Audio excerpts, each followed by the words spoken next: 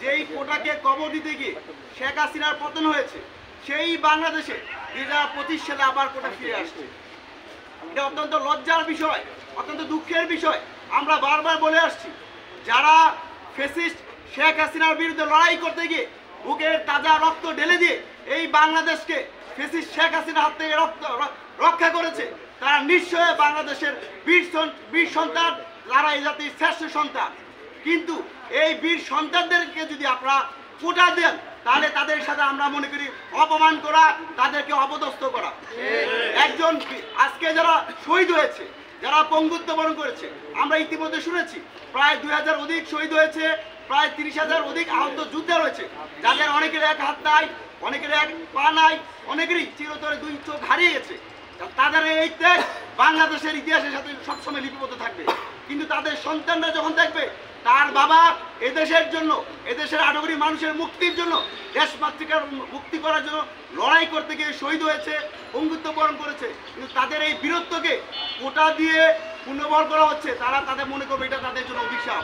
আমরা মনে করি আমাদের জাতির শ্রেষ্ঠ সন্তানদেরকে রাষ্ট্রীয় যে সকল সুবিধা আছে আপনারা তাদেরকে সর্বোচ্চ সুবিধা দেন, কিন্তু শিক্ষা প্রতিষ্ঠানে দয়া করে আল্লাহর হস্তে মেধার চেয়ে কোনো বড় কিছু দিয়ে তাদেরকে দাবায় রাখবেন না। আমরা বারবার বলছি, 2024 সালে আমরা বারবার স্লোগান দিয়েছি, কোটার কাছে মেধার হার রুখতে হবে আরেকবার। কোটার এই যে স্লোগানগুলো রয়েছে, সেই স্লোগানের সাথে বর্তমান সময়ে আমরা সাংঘর্ষিক মনে করছি। আমরা মনে করি কোটা রাষ্ট্রের একটা নীতিগত সিদ্ধান্ত, সেই হিসাবে একটা রাষ্ট্রে কোটা থাকবে কি থাকবে না সেটা নির্ভর করে রাষ্ট্রের নির্বাহী কর্মকর্তার কাছে। আমরা বর্তমান সরকারের মাননীয় প্রধান উপদেষ্টার কাছে জানতে চাই, আপনি যে চেয়ারে বসে আছেন, যেই চেতনার উপর দাঁড়িয়ে বসে আছেন, কোটা দিয়ে আপনি সেই চেতনাকে সাংঘর্ষিক অবস্থায় উপনীত করেছেন। অনতি বিলম্বে যে গত 2রা মার্চ থেকে যে কোটা পুনর্বল করা হয়েছে, সেই কোটা পুনর্বল বাতিল করতে হবে।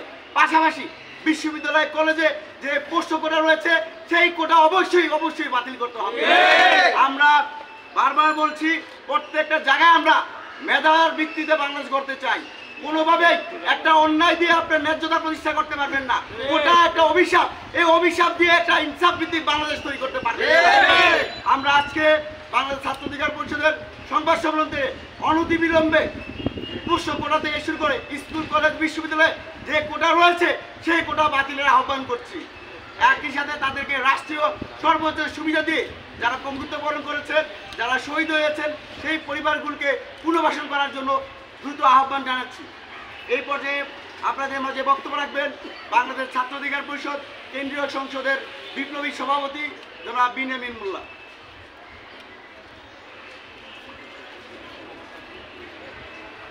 সংগ্রামী উপস্থিতি এবং প্রিয় সাংবাদিক ভাইয়েরা, আপনারা লক্ষ্য করেছেন প্রজ্ঞাপনে মাধ্যমিক উচ্চ মাধ্যমিকে ভর্তি পরীক্ষায় যে 5% মুক্তিযুদ্ধ কোটা, সেটাতে জুলাই অভ্যুত্থানে আহত এবং শহীদ পরিবারের যারা ভবিষ্যৎ প্রজন্ম, তাদেরকেও সেখানে ইনক্লুড করা হয়েছে।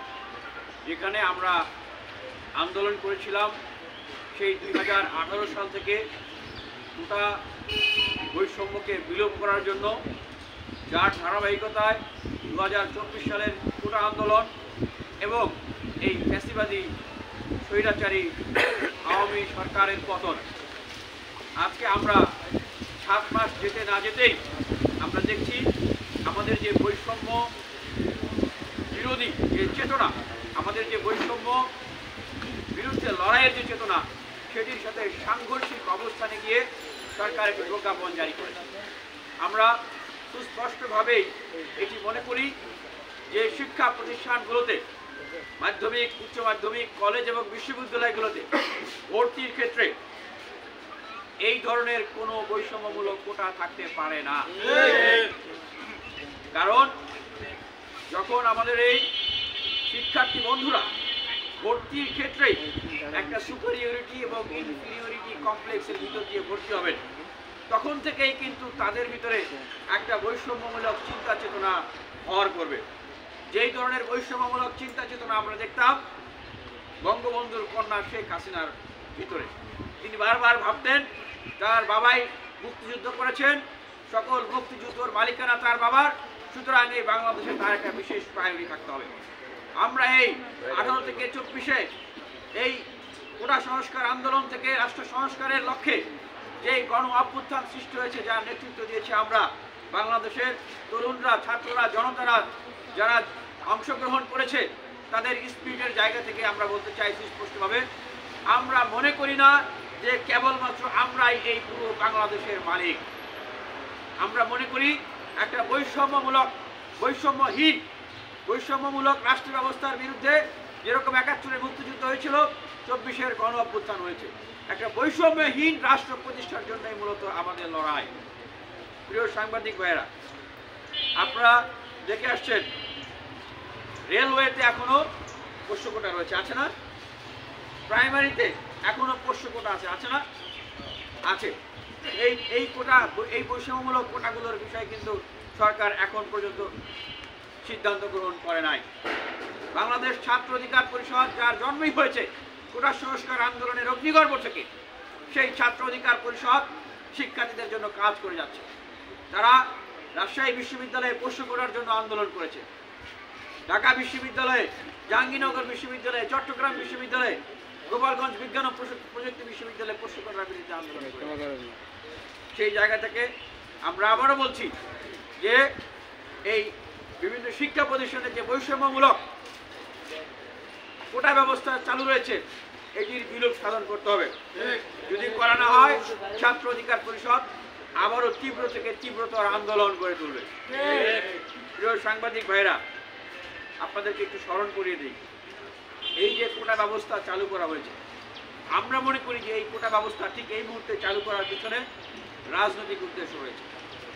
বর্তমান অন্তর্বর্তীকালীন সরকার তাদের নানাবিধ কর্মকাণ্ডের কারণে তারা এখন তুমুলভাবে বিতর্কিত, এবং তারা যে মূল দায়িত্ব নিয়ে ক্ষমতার আসনে অধিষ্ঠিত হয়েছিলেন, অর্থাৎ আহত এবং শহীদদের পুনর্বাসন করা এবং যারা আহত হয়েছেন তাদের চিকিৎসার ব্যবস্থা করা এবং এই ফ্যাসিবাদী আওয়ামী লীগ তাদের রাজনৈতিক কর্মকাণ্ডকে নিষিদ্ধ করা, আগামী নির্বাচনে তাদের অংশগ্রহণের বিষয়টি নিষিদ্ধ করা এবং প্রত্যেকটি অঙ্গন থেকে, ব্যবসায়ী অঙ্গন, আইন অঙ্গন, প্রশাসন, শিক্ষাঙ্গন, প্রত্যেকটা অঙ্গন থেকে, বাংলাদেশের ব্যবস্থাপনা থেকে এই ফ্যাসিবাদের যে কাঠামো, সেই কাঠামোটাকে নির্মূল করে সংস্কার করা, এই সমস্ত কার্যক্রম পরিচালনা করতে তারা এখন প্রায় ব্যর্থ হয়ে গেছেন।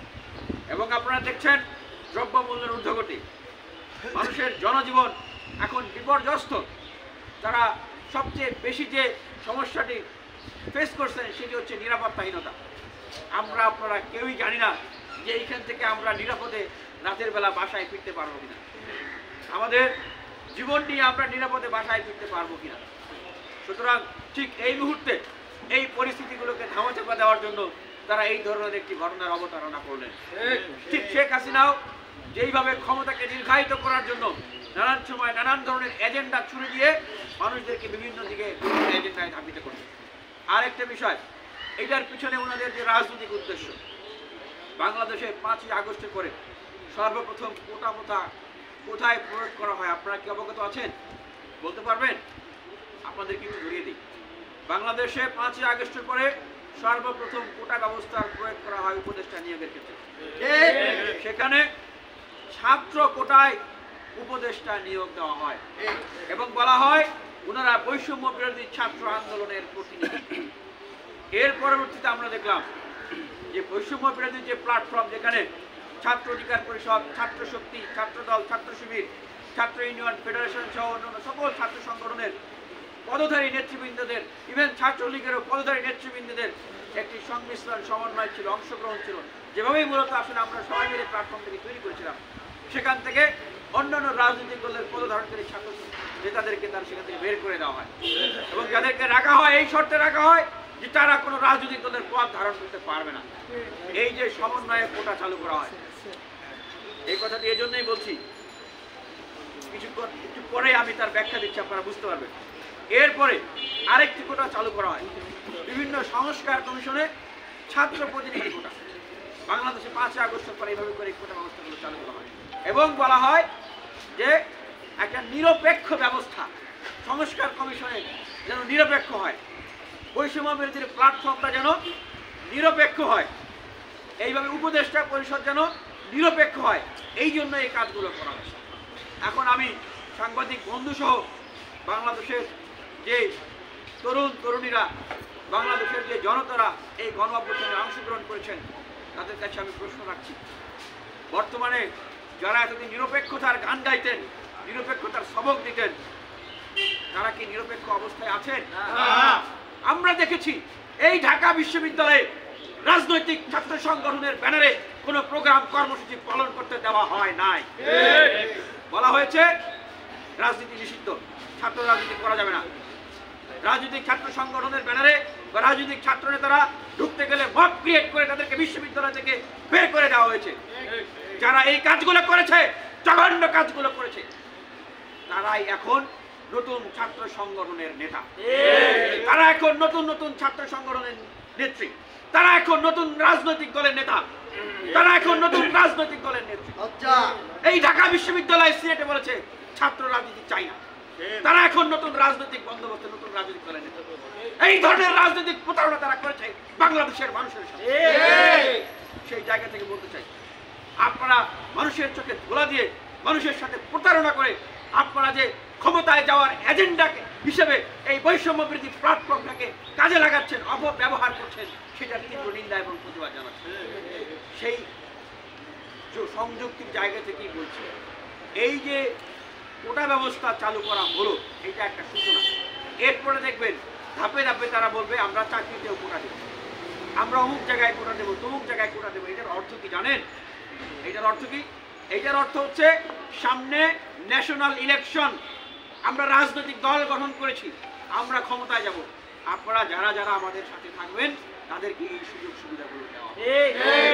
সুতরাং ঠিক আওয়ামী লীগ যেইভাবে কোটা ব্যবস্থা চালু করে তাদের নির্বাচনী কাজে ব্যবহার করেছে, তাদের রাজনৈতিক কাজে ব্যবহার করেছে, ঠিক সেইভাবে আমরা অবশ্যই এই নিরপেক্ষতা হারিয়ে যাওয়া রাজনৈতিক দল গঠন করা এই অন্তর্বর্তীকালীন সরকারের যে আমাদের প্রতিভা উপদেষ্টা রয়েছেন, তাদেরকে আমরা সেই সুযোগ দিতে পারি না। আমরা দেখছি আওয়ামী লীগের সময় মুক্তিযোদ্ধা ছিলেন, কিন্তু তিনি আওয়ামী লীগ করতেন। মুক্তিযোদ্ধার সন্তান, নাতি নাতনি, তারা বাংলাদেশের শ্রেষ্ঠ সম্পদ, তারা আমাদের সম্মানের পাত্র। আওয়ামী লীগ না করার কারণে তাদেরকে নিগৃহীত করা হয়েছে, দেখেন নাই? নিগৃহীত করা হয় নাই, তাদের ছেলে মেয়ে নাতি নাতনি আওয়ামী লীগ না করার কারণে তাদের উপর অত্যাচার করা হয় নাই, ঘরবাড়ি ভাঙচুর করা হয় নাই। ঠিক এখনো দেখবেন এই কাজগুলোই হবে। যার সূত্র তো বললাম, আমাদের ছাত্র অধিকার পরিষদের বক্তব্য, আমরা ক্ষমতার লোভে লোলুপ নই, আমরা বিপ্লবী চিন্তাধারাকে ধারণ করি। 18 সালে যদি এই ছাত্র অধিকার পরিষদের জন্ম না হতো, তাহলে এই বাংলাদেশের 24-এর গণঅভ্যুত্থান হতো না।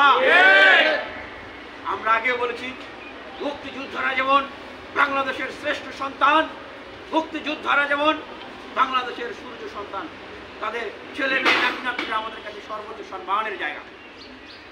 আমরা কোটা আন্দোলনের আগে বলেছিলাম, আন্দোলন চলাকালীন সময় তাদেরকে রাষ্ট্র যত রকমের সুযোগ সুবিধা আছে প্রদান করুন, কিন্তু কোটা প্রদান করে বৈষম্য সৃষ্টি করা যাবে না। ঠিক একইভাবে বলছি, বর্তমান রাষ্ট্র ব্যবস্থায় আমাদের যে শহীদ ভাইদের, যে সূর্য সন্তানদের জীবনের বিনিময়ে, যে আহতদের ত্যাগের বিনিময়ে আমরা এই বাংলাদেশ পেয়েছি, তাদেরকে রাষ্ট্রের সর্বোচ্চ সম্মান এবং সুযোগ সুবিধা দিতে হবে, কিন্তু কোটা নয়। আমরা দাবি জানাচ্ছি যে এই যে শহীদ পরিবার যারা রয়েছে, শহীদ পরিবারদেরকে 1 কোটি করে টাকা দিতে হবে। যারা পঙ্গুত্ব বরণ করেছেন তাদেরকে 50 লক্ষ করে টাকা দিতে হবে এবং তাদের পুনর্বাসনের ব্যবস্থা করতে হবে। কিন্তু দুঃখের বিষয়, ভারাক্রান্ত হৃদয় নিয়ে বলতে হয়, অন্তরের কষ্ট নিয়ে বলতে হচ্ছে, এখনো দেখবেন মাননীয় প্রধান উপদেষ্টার কার্যালয়ের সামনে আহত শহীদ পরিবাররা তারা সেইখানে অবস্থান কর্মসূচি পালন, চোখের অশ্রু জড়াচ্ছে, দেখেন নাই? এখনো শাহবাগ অবরোধ করে তারা মন্ত্রণালয়ের মুখে যাত্রা করে। কেন ভাই? এই 6-7 মাস হয়ে গেল, 6-7 মাসে আপনারা কি ঘোরার ডিম করেছেন? আপনাদের ফার্স্ট প্রায়োরিটি ছিল শহীদ এবং আহতদের সুচিকিৎসা, তাদের পুনর্বাসন। আমরা দেখেছি চিকিৎসার অভাবে বিদেশে চিকিৎসা পাঠাইতে লেট করতেছে আমাদের অনেক ভাইরা, তারা জীবন হারিয়েছে। আমরা দেখেছি তারা কি করেছে, তারা তাদের রাজনৈতিক দল গঠন করার কার্যক্রম নিয়ে গেছে। আমার মুখের কথা নয়, যারা শহীদ হয়েছেন, আহত পরিবার রয়েছেন, শহীদ পরিবার রয়েছেন, তাদের কাছে যান, আপনারা খোঁজ খবর নেন। তারা এখন খুলে বলতেছে বাস্তবতা, যে আমাদেরকে বিভিন্ন প্রোগ্রামে ডাকা হয়, বলে আসেন আপনারা নাম লেখেন, এই ডকুমেন্ট সাবমিট করেন, এই প্রোগ্রামে আসেন, এইটা করেন, উপস্থিত হন, আপনাদেরকে টাকা দেওয়া হবে, আপনাদেরকে সহযোগিতা করা হবে। এইভাবে করে করে তাদেরকে বিভিন্ন প্রোগ্রাম কর্মসূচিতে নিয়ে যাওয়া হয় এবং অল্প কিছু করে কনভিন্স দেওয়া হয়। মূলত তারা এখন বলতেছেন যে আমরা এখন বুঝতে পারছি যে তারা তাদের রাজনৈতিক অ্যাডভার্টিজমেন্ট হিসেবে আমাদেরকে এতদিন ব্যবহার করেছে এবং তারা আমাদের যে চিকিৎসা, আমাদের যে পুনর্বাসন, এই কার্যক্রমগুলো আরো বিলম্বিত করতেছে, যেন তারা সামনে আমাদেরকে আরো বিভিন্ন সময় ডেকে ডেকে আমাদেরকে নিয়ে অ্যাডভার্টিজমেন্ট করতে পারে। আমি চ্যালেঞ্জ করে বলতেছি, আমাদেরকে দায়িত্ব দেন, এই যে যে শহীদ পরিবার, তাদের পুনর্বাসনের যে ব্যবস্থাপনা করা, সেই ব্যবস্থাপনা আমরা 1 মাসের ভিতরে করে দিই। এই যে যারা আহত হয়েছেন, যারা এখনো কাতরাচ্ছেন, তাদের ব্যবস্থাপনা আমরা 1 মাসের ভিতরে করে দিই। চ্যালেঞ্জ করে বলছি, আপনারা তো 6 মাসও পারেন। প্রিয় সাংবাদিক ভাইরা, দেখুন আমরা বর্তমান যে পরিস্থিতির ভিতরে আছি, এই যে বাংলাদেশের 5 আগস্টের পরে উদ্ভূত কোটা সিস্টেমের কথাগুলো আপনাদেরকে বললাম, এর ফলাফলটা কি এখন দেখছেন? এর ফলাফলটা আমরা দেখলাম যে সমন্বয় কোটার মাধ্যমে বিভিন্ন জায়গায় এখন তারা চাঁদাবাজি করছে। চাঁদাবাজি করছেন না, বলতেছেন দল চালাইতে নাকি চাঁদা লাগে। আবার আমরা দেখছি যে এই সমন্বয় কোটা ব্যবহার করে অনেকেই বিভিন্ন লাভজনক প্রতিষ্ঠানে দায়িত্ব গ্রহণ করছে। মোংলা পোর্টের কর্মচারী, কি যেন মোংলা কর্মচারী সমিতির উপদেষ্টা হচ্ছেন, প্রধান উপদেষ্টা হচ্ছেন। অনেকেই তাদের নতুন রাজনৈতিক দলের অ্যাডভার্টাইজমেন্ট করার জন্য, নতুন রাজনৈতিক দলের নিজেদের সামনে এমপি প্রার্থী এই প্রচার প্রচারণা করার জন্য নিজের ছবির সাথে মাননীয় প্রধান উপদেষ্টার ছবি লাগে এলাকায় শোডাউন দিচ্ছে, মিটিং মিছিল করতেছে। অনেক উপদেষ্টাদের পিএসকে আমরা দেখলাম, তারা নতুন রাজনৈতিক দলের আত্মপ্রকাশে রাজনৈতিক দলের কর্মসূচিতে অংশগ্রহণ করছে। এই হলো বাংলাদেশের 5 আগস্টের পরে যে চালু করা নিরপেক্ষতা, নির্দলীয়তার নামে চালু করা কোটার এখন রাজনৈতিক পরিণতি। আমরা সেই জায়গা থেকে আমরা মাননীয় প্রধান উপদেষ্টার কাছে আহ্বান জানাচ্ছি, আপনাদেরকে একটি গোষ্ঠী, একটি গ্রুপ, তারা নিজেদের রাজনৈতিক স্বার্থে আপনাকে ভুল পথে পরিচালিত করছে। আমরা মনে করছি এটা আপনাকে ভুল বোঝাচ্ছে। আপনার যে সার্বজনীনতা, বিশ্বব্যাপী আপনার যে গ্রহণযোগ্যতা, আপনার প্রতি বাংলাদেশের মানুষের, ছাত্র সমাজের, রাজনৈতিক ছাত্র সংগঠন এবং দলগুলোর যে আস্থার জায়গা, সেই জায়গাটাকে ফাটল তৈরি করার জন্য এই ধরনের কর্মকাণ্ড করা হচ্ছে। আমরা দেখেছি যে এই যে সদ্য সময়ে আমাদের যে সেনাপ্রধান জেনারেল ওয়াকার সাহেব, তিনি বলেছেন, তিনি তার উদ্বেগ, উৎকণ্ঠার কথা প্রকাশ করেছেন। একটা মানে অস্থির পরিস্থিতির কথা তিনি ইঙ্গিত দিয়েছেন যে আমাদের এই অবস্থায় ক্ষমতার প্রতিযোগিতা এতটা অসহিষ্ণুতার দিকে যাচ্ছে, যেটা স্বাধীনতা, সার্বভৌমত্বের হুমকি স্বরূপ পরিণতি এটা দাঁড়াতে পারে। উনি এক পর্যায়ে বললেন যে আর চাপা রাখতে পারলাম না, প্রকাশ করলাম, কেউ মন খারাপ করলে আমি দুঃখ প্রকাশ করি। ঠিক আমরাও বলছি যে আমরা ক্ষমতায় যাওয়ার জন্য এইরকম বিরোধিতা সমালোচনা করতেছি। আমাদের যদি ক্ষমতায় যাওয়ার খায়েশই কেবলমাত্র থাকতো, তাহলে 24-এর জাতীয় নির্বাচনে আমাদেরকে 5 কোটি করে টাকা এবং 10টা আসনের অফার করা হয়েছিল শেখ হাসিনার পক্ষ থেকে। আমাকে 7 মাস কারাগারে রাখা হয়েছিল, সলিটারি কনফাইনমেন্টে টর্চার করা হয়েছিল, আলু বাতাস দেখি নাই, 7 মাস শুধু কারোর সাথে কথা বলতে পারি নাই, খাবার পর্যন্ত দেওয়া হয় নাই। অফার করা হয়েছিল আমার বাবাকে, ডিবির হারুনকে দিয়ে, যে আমাকে 25 গ্রাম 1 আসনের এমপি বানিয়ে দেওয়া হবে, সব মামলা তুলে দেওয়া হবে। এখনো বাংলাদেশের জনগণকে বলছি, আমরা ক্ষমতার জন্য পাগল পাড়া নই। আমরা সেই স্বার্থের দ্বন্দ্ব নিয়ে কথা বলছি না। আমরা যেটা বলছি এইটা আপনারা অনুধাবন করুন, বুঝুন, এবং অল্প কিছুদিন পরে আপনারা আরো স্পষ্টভাবে বুঝতে পারবেন যে দেশ কোন দিকে, দেশকে কোন দিকে নিয়ে যাওয়া হচ্ছে। প্রিয় সাংবাদিক ভাইরা, আমরা আবারও আমাদের যে দাবিগুলো, সেই দাবিগুলো বলে আমাদের আজকের প্রেস ব্রিফিংটা শেষ করব। আমরা দেখলাম যে প্রাইমারি হাই স্কুল নতুন করে সেখানে যে 5% মুক্তিযোদ্ধা কোটা ছিল সেটির সাথে আমাদের এই জুলাই অভ্যুত্থানের শহীদ এবং আহতদের পরিবারদের কোটাকে সংযুক্ত করা হয়েছে। আমরা মনে করি এটা শহীদদেরকে সম্মানিত করা নয়, বরং এটা তাদেরকে আরও অসম্মানিত করা। এটা করে একটা বৈষম্যমূলক ব্যবস্থা সৃষ্টি করা হবে, তাই আমরা সেটার তীব্র বিরোধিতা করতেছি। এবং আমরা এই প্রাইমারি হাই স্কুল সহ বিশ্ববিদ্যালয় কলেজে ভর্তি হওয়ার যত রকমের কোটা রয়েছে, পোষ্য কোটা, বৈষম্যমূলক কোটা এবং রেলওয়ে প্রাইমারি চাকরিতে যে বৈষম্যমূলক কোটা রয়েছে সেগুলোকে আমরা বিলোপ করার জন্য আমরা আহ্বান জানাচ্ছি। এবং আমরা ছাত্র জনতার অভ্যুত্থানে এই যারা শহীদ হয়েছেন তাদের পরিবারের পুনর্বাসন এবং আহতদের চিকিৎসা ও পুনর্বাসনের দাবি জানাচ্ছি। আমরা প্রত্যেকটি শহীদ পরিবারকে 1 কোটি করে টাকা এবং যারা আহত হয়ে পঙ্গুত্ব বরণ করেছেন তাদের জন্য 50 লক্ষ টাকা ইমিডিয়েটলি প্রদান করার জন্য আহ্বান জানাচ্ছি।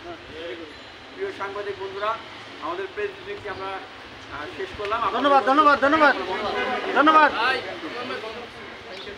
ओके ओके भैया ওকে ভালো ভালো সবাই ভালো।